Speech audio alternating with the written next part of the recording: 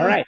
So I would not say that Scotty York is like the eminent Rabbi Marshak, but I will say, had he been familiar with the great rabbis of old, he certainly would have considered himself to be superior to them. What are we going? Listen, I learned a lot of magic from Scotty York. I used to go to his house. He used to chain smoke and sit in tighty whities and drink wine and lay on me the dogma of the magic. He never used inappropriate sex lines at me. But it's just inappropriate that you say sitting there in tighty whities. It was inappropriate. That's weird. That's weird. Yeah, I mean, I don't know what I would do with that. He's a big man. He probably overheated easily. Just wanted to stay. He overheated easily. Larry used to hang out in his whiteys too, but I'll tell you this. I did have the feeling when I was at Scotty's house, learning all that new language, he was a man. He was smoking cigarettes. He was in his V-neck Hanes shirt and his Fruit of the Looms, and he was speaking to me as a man speaks to a boy. And he was... and I remember having the distinct feeling that, I'm really glad sometimes in magic that my parents don't care where I am or what I'm doing. So I don't want to get hung up on it too much, but did he answer the door in the tighty whities, or did he show up in the tighty whities while you were sitting in the living room? No. It wasn't like he sprung it on me. It wasn't like he sprung it on me. It was more like, this is how he lives, and if this kid wants to come over here and talk about magic, he's going to have to deal with me in my underwear. I'm not going to pay for him. There was nothing sexual about it. It was just inappropriate. Okay. To your knowledge. When you see, Scotty had a lot of issues, but he didn't have any confusion about where his sexuality was into. Let's see some more. I got to say, this is too much for me. I'm telling you. He was definitely into the ladies, and as it came... He tapped out. As it came out, he was into the girls. The video starts. He was into the ladies and ultimately the girls. So as we get going today, just remember, we want to watch this magic. So get your cocktail together. It's a good day for drinking. It's Tuesday. It's November. Let's get your cocktail together. Let's play a little Scotty York drinking game. Every time Scotty says something that is just outlandishly inappropriate or lecherous or crass, just take a drink. Should there be a symbol in the chat, Adam? What do you think? Like an exclamation point. Exclamation point. Yeah, that's perfect. Yeah, well, that's a lot like a 1. So pick something that's like, how about a D, like a D for drink? I love it. All right, because we're going to be doing a lot of drinking, because you're going to blush just watching him. He's so inappropriate. It's awesome. Well, all right. But he also helped me understand the value of the Broadway reversal when I was just a wee kid. Are you guys seeing the video? Yes. Oh, big trouble. They've actually imported women to watch him, which means they want to really wind him up. So right now, look at him. Look at his gait. They lined him up. Look at his bearing. You can see it coming. He's got his show hat on. I love the boombox right there. Just because John earlier asked me how I got started doing this, okay? You see, John, I ran away with the carnival when I was a mere child of 11. Old Fast Eddie Smith takes me underneath his arm, Michelle, like my surrogate father, shows me the ways of the carnival, in case you were wondering. But unfortunately, Old Fast Eddie Smith was allergic to the sun, Michelle. So when the carnival would go down to Florida for the summer, he'd stay back in the Midwest, Kathy, go into a Safeway store with a $10 bill and come out with change for a 20. Now, as a mere child of 11, Jackie, I loaned Old Fast Eddie Smith $8. There was a period of time in my life I thought I would never get it back. Every time I'd run into Eddie, I asked him about the $8. Had all these wonderful stories to tell me as to why he couldn't afford to pay me the $8 on that particular night. But then, as I got a little bit older and got some creditors of my own, John, and I'm sure you know what I'm talking about, I began to realize that I had all these wonderful stories to tell these jerks when they came around dunning me for money. And I didn't worry much about that $8 anymore. But I was working at a bar the other night, and an old man comes up to me walking on a cane, and he says, "Scotty to me, John, calling me by name. And I said, wait a minute, sir, I don't think I recognize you. He says, Scotty, you don't recognize your old surrogate father? I said, my God, Eddie, is it you? He allowed us how it was. I couldn't believe it. I said, Eddie, how did you recognize me? It's been 25 years. He, of course, Michelle, pointed out the birthmark on my ring finger, but that's another story. We'll talk about that later. Okay. So we exchanged small talk for a while, Michelle, and then eventually he brings up the $8. In fact, if I've got enough money in my wallet, I'll try and show you all what he did to me. Let me make sure that I've got enough in here. Just press pause. Just be clear, Scott's really good at remembering the names of all the lady spectators. He's been using them constantly. And while that last line wasn't over the top dirty, did you notice it felt dirty? I mean, Adam put a D there because all he said was, it's a birthmark on my finger. We'll talk about that later. He didn't say anything dirty, yet he said it dirty. All right, let's see. Yeah, I think I got enough. Now, knowing Eddie as I did, Rebecca, I didn't take my eyes off the money for even a second. It looked to me like he only had 1, 2, 3, 4 $1 bills. So I called him on it immediately, Michelle. I said, wait a minute, Eddie. It was $8 you owed me. He looked like a man, Kathy, had a stake driven in his heart. Says, you don't trust your old surrogate father, Scotty? I said, I'm sorry, Eddie, just give me the money. He says, no. If you don't trust me, Scotty, I'll count that money for you again. Did I get any on you?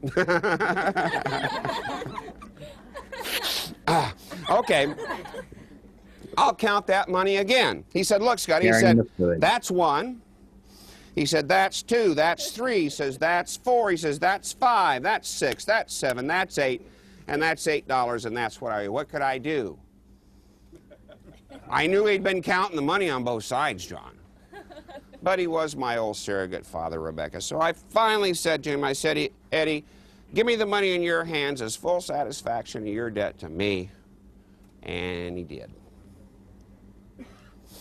But before I put the money away, I said, Eddie, I used to watch you in the old Safeway stores, and I count my money a little funny now myself. See, I count my money by 2s, Kathy. I said, that's 2. 2 and 3 are 5. I said, 5 and 2 are 7. 7 and 1 is 8. And that's what you owe me, and I'm going to keep that $10 bill for interest. And that's a story of old fast Eddie Smith and the $18 I picked up down there, and that's a true story. Cleaned up. That's a true story. Cleaned up for video. Good magic. It's good magic. That was a good short change routine, right? That was really cleaned up too. Good job, Alex. You could I tell. did my best. I did my best. So you actually cut out a lot of the stuff. I did cut. Well, I tried to. He definitely gets into innuendo at the beginning and at the end of all of these things, and he uses it sort of as segues into tricks. And I did my best to keep it as clean as possible. But knowing that we can let a couple more slide, we'll definitely see a little more in the next episode. One thing about old Scotty York, you know, a magician's supposed to have a gleam in their eye. You know, you've ever heard that we're supposed to have a twinkle in our eye? His eyes are twinkling, but it ain't magic.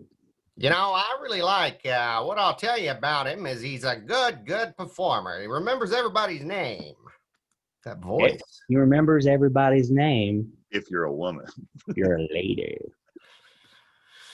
And he'll say stuff like, this guy with you, right?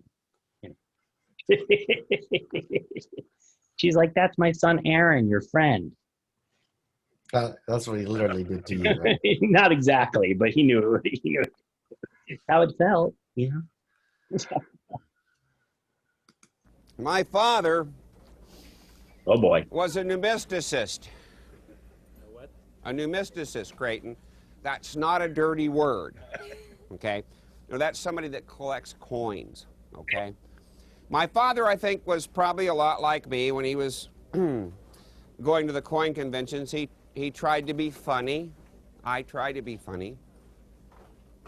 And coin collectors, when they go to a convention, if they're not dealers, they take a few very special coins with them to trade or barter off with the rest of the coin dealers at the convention. And they carry them around in their pockets in a little leather wallet. This is the one that my father carried. It has 3 coins that he always thought were his favorite coins, okay? And I know you probably want to look at them, but first, my dad told me before I let him go to learn a little simple trick with him. And I told you that he tried to be funny. You notice that his wallet has a combination lock, Cheryl. I couldn't help it. I know, Cheryl. Come on over here close. I'll show you how this works, okay? Come right over here, Cheryl. Look, you know how this works? Let me show you. Yeah. 42. 24. Let me see down below there. That's right, 35. See how it works? Of course. Comes right off. Now look, inside. No, wait. No, look, these are the coins. I'm going to show them all to you. Okay. And then I'll let you look at them. But first I got to do a little simple trick with them, Creighton. Now look. See, they're on a little display thing. Now this one is an Australian penny. It has a kangaroo on it. This is a very old American penny before the Indian head. This is a Walking Liberty $50. All right, but first I'll show you this simple trick. I'll let you look at the coins, okay? Now, see, here's the idea. Here's the idea. The idea is to take one of the copper coins and the English penny and the $50 and put them all in my hand, okay? Then, to reach into my hand and take out the silver coin. This is actually metallurgy more than anything else. See, if I throw the little silver coin over here, okay? Now, notice in particular that I wear a silver ring. See? What happens is the silver ring attracts the silver coin back and leaves the copper coins over there. Was that too quick for you? Yeah. I thought so. Look, now we're going to start again. Now, I want you to follow this time. Look. One copper coin, another copper coin, and a silver coin, okay? Now remember, we take the silver coin out. This time, to make this very clear to you, look, I'm going to put the silver coin back in the little coin wallet, okay? Remember what happened before? The silver coin attracted the silver coin back. See how quick that happens? Now wait, don't look away. You see over here in the wallet are the 2 copper coins. Now, what did I tell you? Where's the, wait, let me get, wait, no.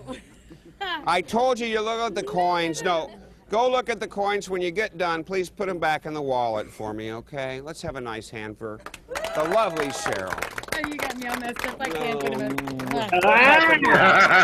it. You got her. Gotcha. Planted. He's hoping for at least half a dozen of those a night, huh? Well, the thing about Scott was, you know, we've spent a lot of time. I've done a lot of drinking as a young man at Magic Convention myself. But, you know, Scotty's breath always smelled the same. Yeah, what was it? It was just yours. It was like, remember when you were a kid and you'd hang out with certain adults and they had that strange smell? Yeah, Like, it smelled like cigarettes and a little bit of booze. It smelled like cigarettes and cutties, you know? Cutty Sark, yeah. And as a kid, I was like, that's a tart grown-up smell. That was interesting because he also, Scotty, every now and again, because he worked really hard on presentation, Scotty was a heavy sleight-of-hand guy. But in that time, you didn't hear as many people talking about the importance of detailed presentations as Scotty did. And Scotty, every line, he was very meticulous about it. And, you know, he would definitely write these sucker tricks and things correctly, but then he would just deliver them in such a way then that you just really feel like, yeah, you know, you're pretty stupid. You should probably watch careful this time. Don't. Yeah, that's right. But you're right, Lotus. The cleanups, the structure of these things are heavenly. I mean, Yeah, that wallet was pretty cool too. I hadn't seen that way to use that way to end that routine either. That's he pretty built a cool. lot of lots. the little piece of foam that holds the 3 coins. I think that's a wonderful addition. It makes it seem like every coin has a home. You took them from there, they go back into there. You know, makes it seem like it goes full circle. I think that's really smart. Like they're actually actual collectible coins, you know. And they're the same ones from the beginning to the end, right? There's no reason. Richie, Scotty made so many. Scotty would have made a custom wallet for every situation. So you may recognize a construction element in there, but I would always assume that it had other elements in it. He was always building stuff you couldn't buy and no one had.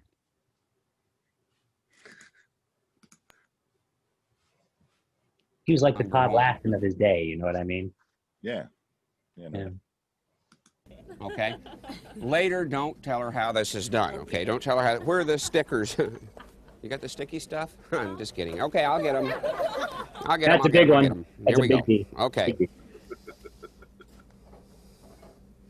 I got them in here somewhere. Okay. You've played this game before, so you know the rules. We have played this game before? Oh, Michelle has. Okay. Put your initials there. Sticker number 1. Now don't put Michelle on it because there's 2 Michelles here, so you have to make yours put a little happy face on it or something, so it's different from her coin. Okay. So she'll never know. And then you do the same thing. You do the same thing. You put some kind of a unique mark on everything.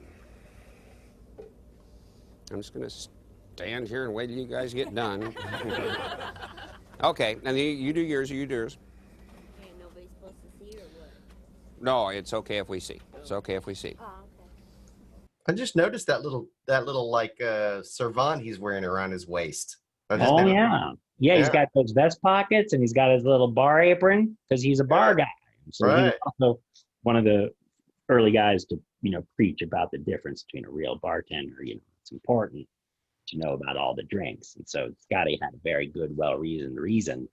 He had to be aware of each and every cocktail a bartender could make every day. So just because he tried all the drinks that the bartender made yesterday, it doesn't mean today's a new day and you have to know your craft. A rusty nail is not the same without the right kind of liquor. Yeah, let me just... And remember, you're going to help me fool the other Michelle, okay?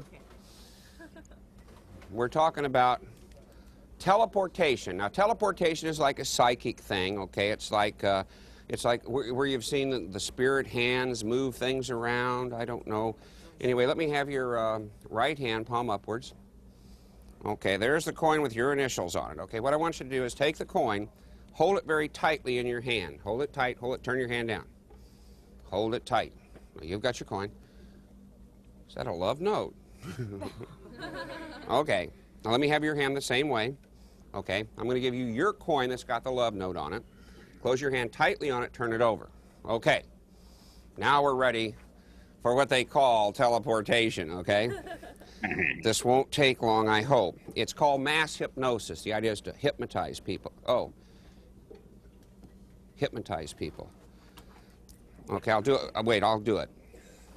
We'll hypnotize this one over here. I think her name's Cheryl. It might be just a lucky guess.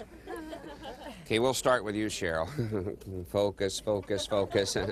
Rebecca, we're going to hypnotize them all. Okay. Now, after we get them hypnotized, you girls included, we should be able to have the coin that Michelle number 1 signed change places with the coin that Michelle number 2 signed. Okay, I'll let you go first. Okay, open your hand and look at what's on the coin. Is that the one you signed? No. No? My God, it's never worked before. Serious. This really hypnotizes people? Never mind. Okay. It really works? Well, we're going to have a good party tonight. All right. Now, if she has the coin you signed, then what do you think you've got in your hand? Of course, open your hand and hold it up and show everybody. Wait a minute. What is it? It's a watch. It's a watch? That's not what I signed. Wait. It looks like the inside of a watch. It looks like the face of my watch. I'm almost afraid to look. Is that the coin you signed? You might want to look at that real close. I mean, it's in there. It's in there. Hey guys, all kidding aside, how wonderful is that magic? That's a great trick, man. That's a great. Never seen that ever. Never seen that anywhere. That's a Scotty three-way transposition, you know, and a lot of people talk about. It's a really important and tricky idea. So getting to see that's very important because, you know, when we talk about, people get confused when we talk about the Chicago opener and how it's like a transposition, but it doesn't feel like B is in A and A is in B, right? It's you've got A and you've got B. A, B. Now B opens up and that's A. And then A opens up and you think that would be B and it's C, something else entirely. And so then going to the watch, that's where the coin is. That's the structure. So whenever you guys see a transposition that does that, you can always sort of remember that's how it works. A, B, B, A, C. Inside C, that's where your B is. Make sense? It's weird, right? But it works in the trick moment to moment. It only works because you're following it this moment to that moment. You see this go here, this goes here. That was there. Here, that's from there. And so you're following it from place to place. It's like ping pong. And a trick like that, you're not going to be able to get an audience to tell you in a sentence what happened at the end. In the end, they're going to go, the coin was in my watch. That's right. So you're not worried about having them understand in a sentence the rest of it. You're really worried about them being able to comprehend those effects beat to beat. It's really like that classic card plot too, where, you know, 2 red cards, I'm going to give you one of the red ones and I have the other red one. Now, if I switch them, which one do you have? Well, we both have black cards. So same, almost same. Well, it's like, say I have you pick a card, right? And I lose it. And now I take an ace and a queen, right? And I say, let me show you the old trick with the ace and the queen. And I put the ace down here and the queen down here. And we turn over the queen and it's the ace. Then I turn over the ace and it's my card. And inside the wallet is that signed queen. You know, it's, for most of us, it's really easier to just think about the reds are here, the blacks are there, boom, they change places, you know. But that's the other way you see those teleportations. And that time, how about those Ds? It really started to fire up that time. You started to get on a roll, right? There were love notes. I see, and I see Alex really did clean this footage for us too. So, well, at a certain point, we're not going to be able to get away from it. It's so. I'm glad ingrained in all this stuff, you know. It was going to seem like we were really overdoing it, you know. Yeah, a lot of sticky stuff, right, Fly Baba? And it's not just, you can say sticky stuff, but Scotty said sticky stuff and his eyes twinkled. He had a gleam in his eye. There's definitely a card set that I sort of neglected to put in today where, you know, cards are being put places that they, you know, lead to lines, you know. So we'll include that in the next round. I can't wait. And I love this magic, and I'm so grateful to be watching it because this was really some great magic. I mean, did everyone get fooled by the structure of that trick? Anyone have any idea what was coming when that watch works appeared? I saw it in person the first time I saw it. He came to a convention here in Northern California when he shot those these videos that we're watching. So at that convention, I got to see almost all of this material in person, and almost all of it just smacked me in the head, and I felt like a layman, you know, because they're all just such strong ethereal effects, you know, the real primal effects. Like, how can that be there? You were holding the thing. It's, you know, yeah, it's just impossible effects. I love it. It's a lot harder too. I watch as a magician, watching a static video of a performer like this, you're going to catch a lot more.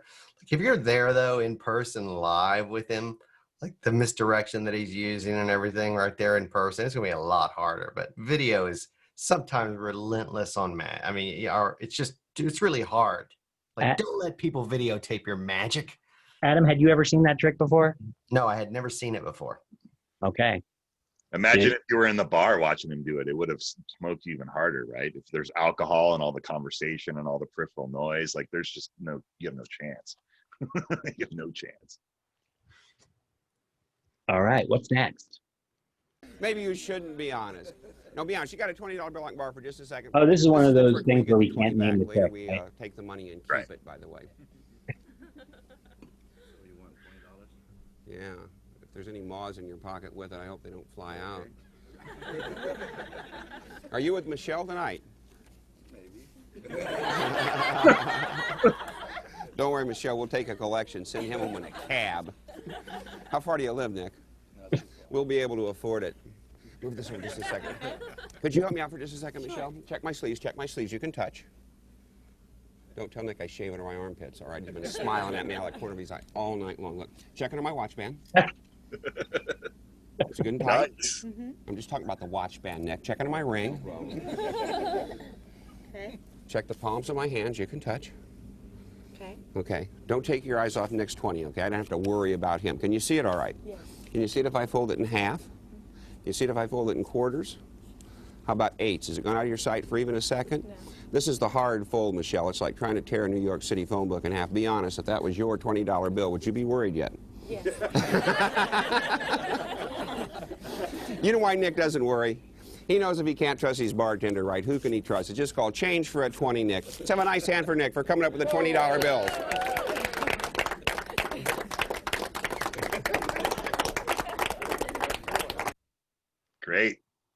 Great bar trick. And my guess is that that bill's coming back later in the show. But, Yeah, right. but also at this time, he's also managed to clean up and make it clear that he would like her to send her boyfriend home alone. Actually, it's like that might be the coolest way to present that trick. Now that I think about it, like with the problem with changing 100 into a 1 is you have to change it back, or the opposite, right? Like you might want to be the guy who changes a 1 into 100 and gives the 100 out, but then that's going to cost you $99. So that's a really cool way to do that effect. Take a 20, change it to 2 10s, and that's one effect. You get to give it back. They lose nothing. Or if you take a 1 to the bar and you're hanging out with friends and you're planning on buying drinks anyways, why not make it a magic effect? Turn that 1 into 100 and buy drinks. Is definitely the least problematic way to do that magic with that money. Definitely. For those of our viewers that don't know, it's a real drag when you take a person's 1, you turn it into 100, and then you say, I wish I could give this to you, but I have to do the magic again and give you back this 1. Bad feeling. A bad feeling. Like when the magician, tells you to go home so he can be with your girlfriend. after making sure he gets all of your money. There's a lot of people that say that maybe the mismade bill might fix that, but you still have to change that back too, Or give it away. Yeah. Or if you give it away, then you have an impossible object. That's pretty wonderful. But any way you cut it, you have to spend money to do that trick. If you're going to change it into something, you have to, you gotta give it. I always loved doing it when I had to buy a round, then it was easy, right? Because then I could go buy the rounds. And they gave me a $1 and it turned into a lot of money, and I spent the money. And you still have to spend some money. Right. But at least you get something out of it. You get some time with your friends. You get to buy drinks, and everyone is having fun together. And you would have bought the drinks anyways. And if you get a magic trick too, wonderful. All right. I wonder if there's some subversive thing about that too, where like tip money, like as a bar magician, you're looking for tips often. So I wonder if by taking that 20 and changing it into 2 10s, if you're more likely to get that one of those 10s thrown in your tip jar. I don't know. I think there's no doubt that in certain situations, yeah. I mean, I think because of those big bar shows, it's pretty easy to score a $20 tip at a big bar show. But then we know some magicians who've held the whole audience hostage and refused to do the climax of the show if they didn't. The Tower Bar. Yeah. I'm not naming names. I'm just saying that's a traditional busking strategy. Comes one inside type move, Yeah. But this was a while back. This footage was shot what 20, 30 years ago, right? Yeah, Had to be early 90s, early 90s. So $10 was like $20. Yeah. Just This saying. is crazy. This is the exact time in Scotty York's career when I knew him, because I got into Magic in 92 and 93, and this is when he was putting forth his FEYO for Your Eyes Only. Mm-hmm. Mm-hmm. York, Tadman, and Wells, creator of Tricks and Spells. Yep. Right. I think all those books were coming out around the same time as these videos were produced. And, you know, he was basically making sure his legacy was being covered either by the books or the videos and convention appearances and so forth, and all the items he was selling. So we got one more. Want to watch one more? Let's do one more. Yeah. This is a classic Scotty York. And, I love and this. interestingly enough, in this case, Scotty took his love of presentation and he took a trick which was actually a crass and inappropriate slum magic trick, which you couldn't really do in polite company because it was gross, and made it so that you could do it for families. So you're going to see a beautifully clean trick, and then we're going to see if Scotty York's presentation happens to nullify that improvement, and then we'll talk about the original. Hey, I haven't done much for you recently, have I, Michelle? No, you can put that in your purse. Go ahead. Thanks. I'm just doing something, okay? Don't pay any attention, okay? Oh boy, that felt so good. Okay, you know what this is? Be honest, be honest, be honest. Have we got any sugar, Suzanne? No lines, please. Just a pack of sugar. Let's have a nice hand for Suzanne when she gets out here with the sugar. Yay, Suzanne! One more time. Oh, okay, this is a pack of sugar, okay? And this is the world's smallest candy machine. Now, you'll notice inside the candy machine are some cocoa beans. Not to be confused with coca beans. Got a smoker over in the corner. Okay. Now, here's the way the world's smallest candy machine works, okay? First, you got to tear your top off of the sugar pack, You wouldn't have had that far to go. Okay. I'm sorry, Michelle. I'm just kidding. Wow, that was a good one right there. No lines, just a packet. Coca bean, yeah. Man, Okay. I love it. Now, pick up the 3 cocoa beans and put them in the candy machine. Uno, dos, 3. Okay.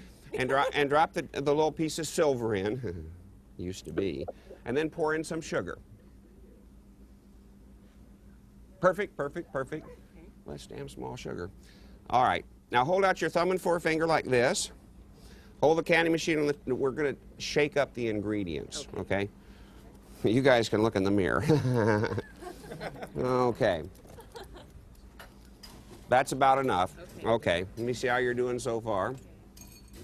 Very good. Okay, now hold your thumb and forefinger out this way. Right up there. Now don't worry, I won't burn you. Okay? But I gotta get out my lighter and heat the candy up, okay? Have you felt it yet? No, we're just cooking the candy. We're just cooking the candy. Right there. Don't move. We've got to let it cool off, the candy. Okay. That's about enough. Dump what you've got inside right out there. Oh, it looks like a kiss. What? Sometimes things get stuck in the bottom. Oh, wait, there's more, there's more. Little candy for everyone. Even for John, even for John.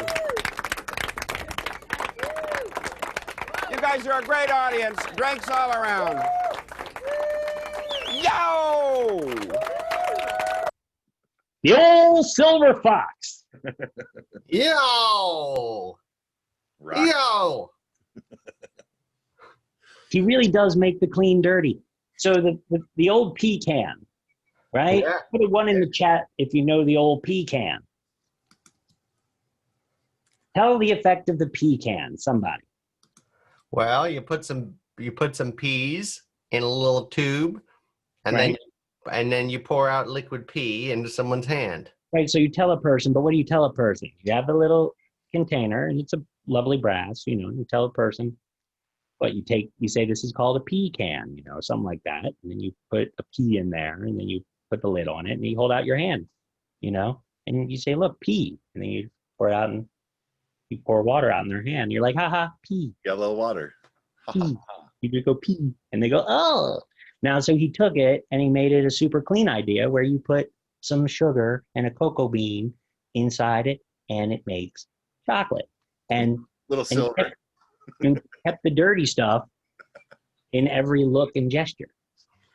Yeah, that's pretty Well, much it. there was also the tear your top off moment, which I would say was not in look or gesture, but rather innuendo words. But it was pretty dang entertaining. I have to say. Well, it's good magic. Yeah. He just lost himself in the trick and remembered, wait a second, I got to tell that girl to take her top off. Yeah. I have a feeling we watched all the clean stuff today. We're going to watch all the stuff. We're going to watch this stuff next week. This is great stuff. It's great magic. It's wonderful magic. We're having fun because but just to be fair, we know that it was a different time, but I just want to say it was not appropriate then either. The first rule of magic is don't creep out the audience. If you're a guy, it's certainly don't creep out the ladies. Don't creep out people. Just don't do it. And, I think he was always pushing the line.